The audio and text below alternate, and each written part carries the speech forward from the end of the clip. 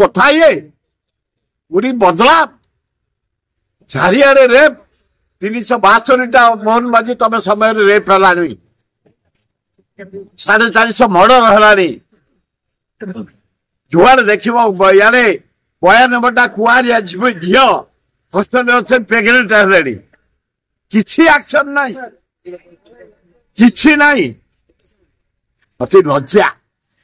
ଲଜ୍ଜା ତମେ ନ ପାରୁଛ ତମ ମନ୍ତ୍ରୀ ଭିତରେ ବାଣ୍ଟି ଦିଅ ହୋମ ଡିପାର୍ଟମେଣ୍ଟକୁ ହୋମ ଡିପାର୍ଟମେଣ୍ଟ ବଦନାମ ହେଇଯାଉଛି ନାରୀ ନିର୍ଯାତନା ଓଡ଼ିଶା ଏଇନା ଇଣ୍ଡିଆର ହଉଛି ନମ୍ବର 1 ୟୁପି ଥିଲା ଆଗ ଟପିଗଲା ଓଡ଼ିଶା ଅତି ଲଜ୍ଜା ଏ ରେପ୍ କେମିତି ବନ୍ଦ ହବ ଲୋକ କେମିତି ସଜାଗ ହେବେ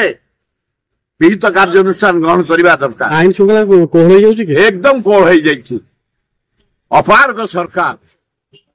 ଲ ଆଣ୍ଡ ଅର୍ଡର ସିଚୁଏସନ ଫେଲୋର ଏକଦମ ସବୁଦିନ ରେପ୍ ସବୁଦିନ ମର୍ଡର ସବୁଦିନ ଚୋରି ସବୁଦିନ ଡକାୟତ ନିଶା ତ ବ୍ୟାପୀ ଗଲାଣି ଚାରିଆଡେ ଗୋଟେ ଅରାଜକତା ହେଇଯାଉଛି ଓଡ଼ିଶାଟା ତେଣୁ ମୋହନ ମାଝୀ ତମେ ଭଲ ଲୋକ ଏ ଟାଣ ହୁଅ ତାହେଲେ ଶାସନ କରିବ ଗଲାମରେ ଯେତେ ନାରୀ ନିର୍ଯାତନା ସବୁ ଉଠେଇବେ ମିଶନ ସରିଛି ବିଧାନସଭାରେ ଦରଦାମ ଉପରେ ନାରୀ ନିର୍ଯାତନା ଉପରେ ଏବଂ ସାର ଉପରେ ଏଗୁଡ଼ା ଅପାରଗ ସରକାର ସାରଟା ଯୋଗାଇ ପାରୁନି 82 ଭାଗ ଚାଷୀ ଆମେ ସାର ଉପରେ ନିର୍ଭର କରୁଛୁ ସାର ଏପର୍ଯ୍ୟନ୍ତ ପହଞ୍ଚିଲାନି